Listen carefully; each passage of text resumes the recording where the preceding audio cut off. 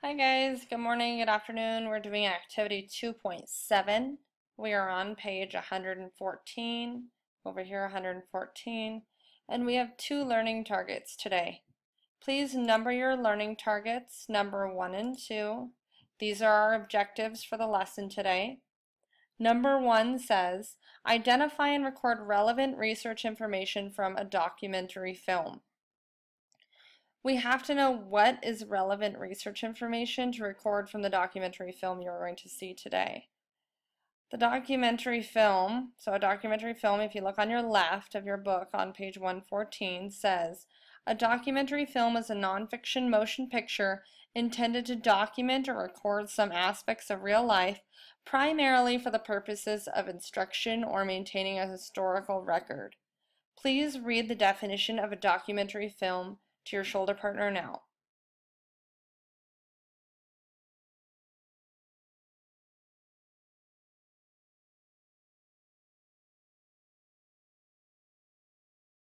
Okay, so I'm going to ask a couple of questions about documentary films, and I'll pause the video for this piece.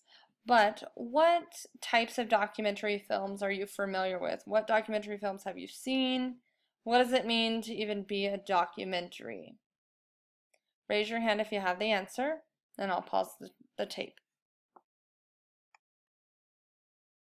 Okay, back to our second learning target. We are going to participate in collaborative discussion about research findings. You're going to be working in groups, discussing the research that you find. As you go throughout the lesson today, you're going to be filling out a graphic organizer, which is this piece down here. You're going to be note-taking through here and here. So the left box is filled out and the right box is filled out. Double entry journal, so you have a left and you have a right. You're going to be having a discussion group with your groups at the very end about what research you found and how advertising essentially affects teens. Okay, we're going to start with number 1. Put your finger on number 1. Number 1 says, to help you understand the genre and purpose of the film, The Myth of Choice, how junk food marketers target our kids, record details using the following graphic organizer as you listen to information about the film. I'm going to play a documentary film for you in just a second. On the left, you are filling out the role, audience, format, and topic. I am going down to my version of it so I can explain it a little better. As you are filling out the role, it says who created this film. You're going to answer it in that box. If you don't have enough room in the box, you can come over to the side, to the left of the page where it says notes, and you can answer it there. That is up to you. But you have to come up with an inference. An inference is a logical guess or conclusion based on observation, prior experience, or textual evidence. So most likely you're going to be using textual evidence for this because you see the video and you make an inference off of the video. It could also be from prior experience, like something you've experienced before as well. So you're going to answer it here. You need to have an inference, a complete sentence. Then you're pulling evidence. Your evidence needs to be from the text. Notice I put quotes and a period for my evidence. So please put quotes under your evidence. So I have 1 quote, 2 quote, 3 quote, 4 quotes under my evidence. I need to pull 4 quotes from the video, which means as someone is talking on the video, I have to pull out evidence, evidence, evidence, evidence as they're talking. My inferences are based on what I am pulling out of that video. So it's a conclusion that I draw from the video. As you're watching the video, think about who created the film. It will be at the very end, and you'll see it. Like it'll say blah blah blah.org or blah blah blah.com or blah blah blah dot, so you'll know who created it. Okay. Then you have the audience. Audience. Who do you think it was created for? Was it created for 12-year-olds? Was it created for 70-year-olds? Who? Format. What type of film is it? I hope you know this one because we just talked about it. What type of film is it? It's on the left side of your page. How will the information be presented? Is the film a primary or secondary source? Before I move on, please share with your shoulder partner the difference between a primary and secondary source.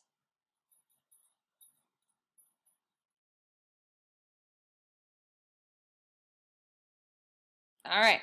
Topic. What will it be about? What is the purpose? So you're answering all of these boxes on the left, and then you're coming up with an inference and evidence that you're pulling from the video. Inference, evidence you're pulling from the video. Inference, evidence you're pulling from the video. Inference and evidence that you're pulling from the video. So I should see answers on the left and answers on the right. That is what I'm grading. All right, I am going to play the video and you are going to fill out the answers. Here we go with the video.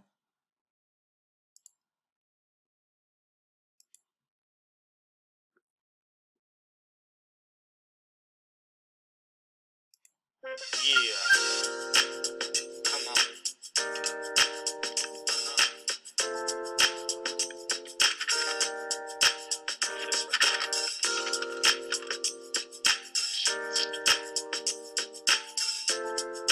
Kids, go to your room.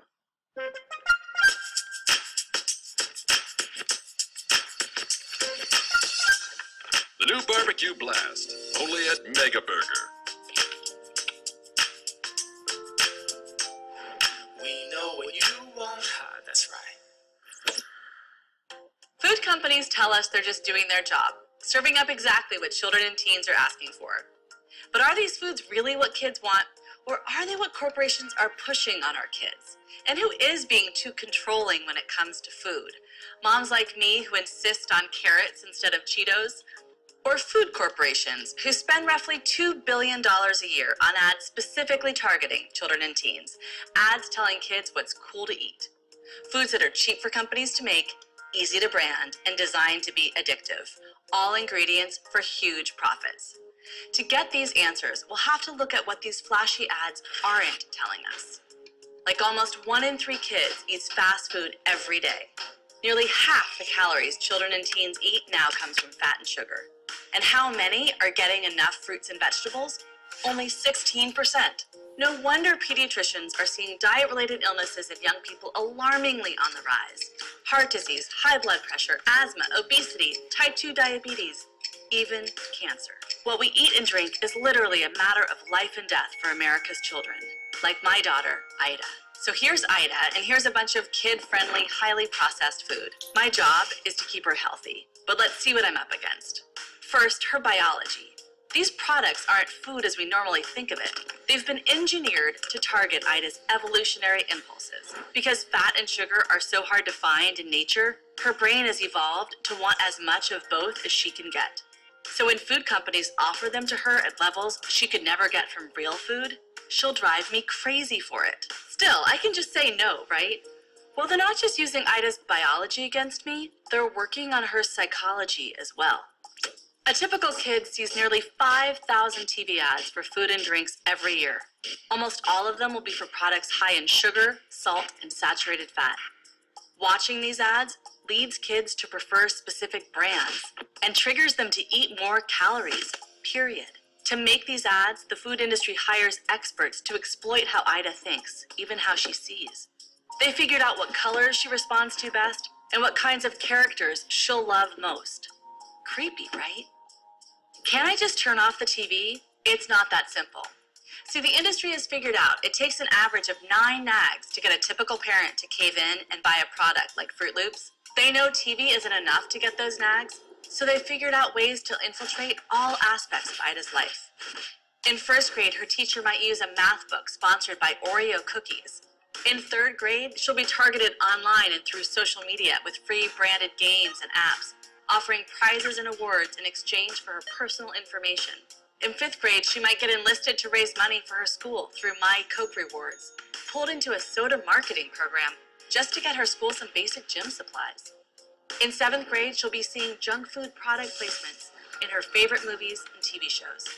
By the time Ida graduates from middle school, 1 in 3 of her classmates will either have diabetes or be on their way to getting it. Maybe she'll be one of them. Of course I'll resist, though this will paint a very strange picture for Ida. On the one hand will be sports heroes, singers, and friendly tigers. They'll be aligned with junk food designed to manipulate her biology, psychology, and even her friends to make her crave it. On the other hand will be me, her mom, appealing to her still forming rational mind to make healthy choices. I'm going to fight as hard as I can to do this, since nothing is more important to me than keeping my kids healthy. And I might win, because kids do love fresh, healthy food when they're given the choice. I've seen it with my own kids and thousands more across the country. And because these choices are available where I live and I can afford them. But so many families have no access to real food, as supermarkets disappear and fast food franchises pop up in their communities. This is a battle parents can't and shouldn't have to fight on their own. The food industry has spent millions lobbying to take away the government's power to regulate them, putting in place their own voluntary rules. And what do we get? A national epidemic among our children. It's time for we the people to step back in. We can stand with the parents, teachers, mayors, doctors, all across the country who have won real victories in this fight. Like the school administrators in St. Paul, Minnesota, who banned school-based marketing of junk food and sugary drinks. Or the grocery chain owner in Maryland, who decided to take kids' products that feature cartoon characters off his shelves. Or the people of Quebec, who passed a ban on fast food advertising to kids and saw a 13% decrease in fast food consumption. We can work together to scale up these wins and more like them. Let's choose policies to put healthy food within the reach of everyone. And let's demand that companies stop using cartoon characters to tell kids what to eat. Imagine our power if we realize we're in this life and death struggle together. And that together we can make sure that for any kid anywhere, it's easier to get apples and clean water than Doritos and a Coke. Look, if what kids really want is highly processed foods, put them on the shelves where we can choose them or not. But keep them off of our TVs, our phones, our computers, and especially out of our schools. We don't need corporations telling our families what to eat.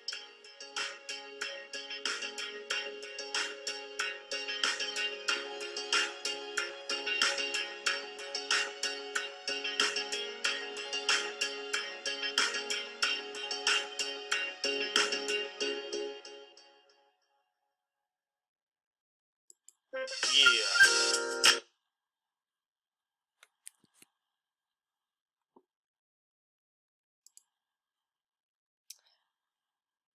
Okay, so what we are going to do is you are going to fill out the boxes for role, audience, format, and topic with your shoulder partner. I'm going to give you 5 minutes to do that. Once those 5 minutes are done, I'm going to play the video one more time, and you are going to record the second time for evidence. So right now, you should be answering who created the film, who do you think it was created for, what type of film is it, how will the information be presented, is the film a primary, secondary source, what will this be about. So you're filling out all the left side. Then you're going to start on the right side, the inference, making inferences. Second time through, you should be able to pull out actual evidence from what she is saying throughout the video. So please work with your shoulder partner. I am going to set the timer for 5 minutes. So let me set that really quick. We'll do 2 minutes here and then 3 minutes on the next.